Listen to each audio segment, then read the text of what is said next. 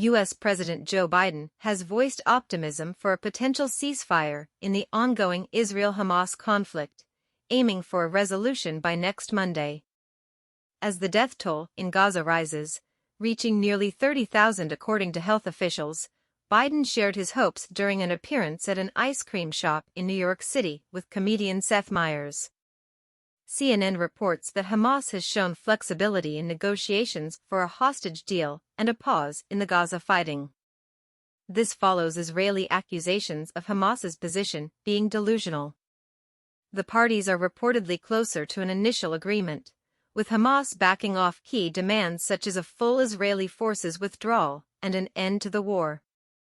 A senior Biden administration official mentioned that major obstacles in the negotiations have been resolved, including Hamas' shift in requirements for the number of Palestinian prisoners to be freed.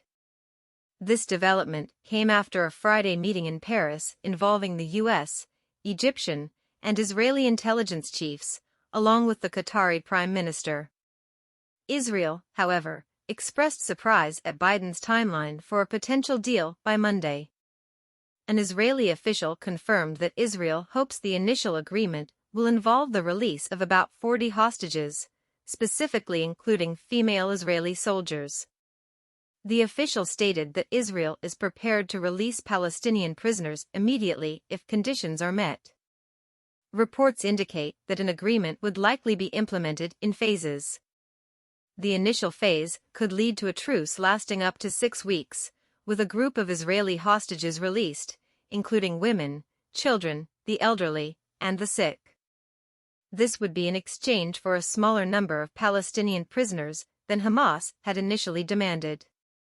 The second phase of negotiations is expected to address more complex issues such as the release of male IDF hostages, Palestinian prisoners serving longer sentences, the withdrawal of IDF forces, and a permanent end to the war, including post-war arrangements.